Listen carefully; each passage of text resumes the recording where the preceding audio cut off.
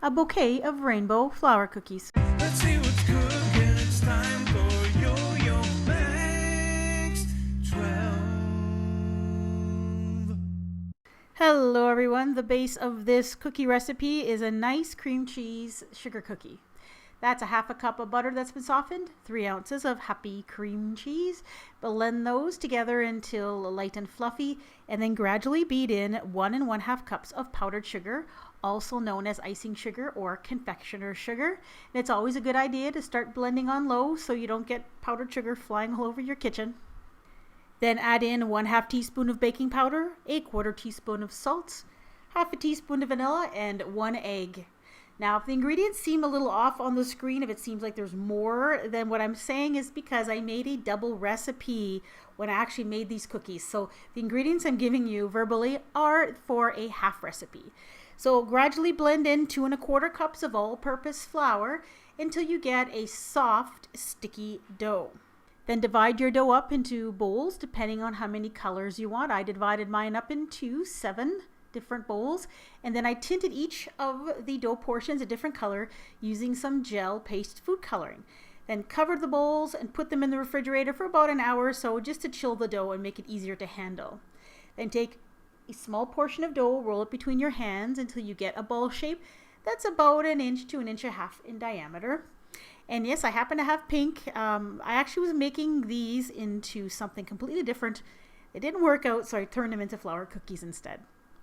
Take the dough ball and roll it into some colored sugar. I matched the color of sugar to the color of the dough ball and place it on a cookie sheet that's covered with parchment paper or silicone mat.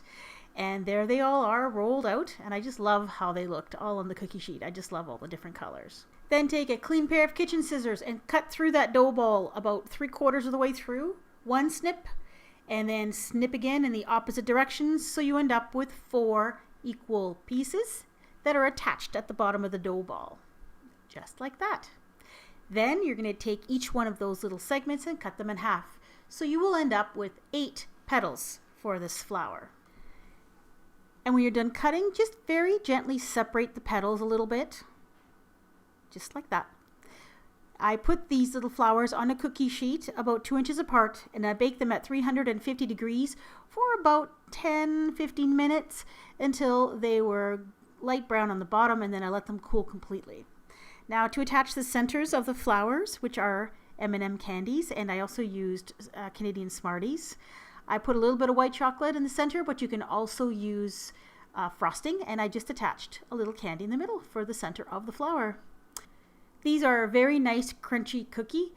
The cream cheese flavor is very subtle and not that overpowering. It is a cookie that's not that sweet, so adding that extra sugar on the bottom of them as a coating doesn't make them overly super sweet. I just loved how these turned out. They look so nice in a pile on a plate. It looks like a big bouquet of flowers. Thanks for watching. If you're looking for rainbow goodies, I have them on my channel. Go ahead and click on your screen to see the rainbow playlist, or check out the link in the description box below the video. Bye-bye.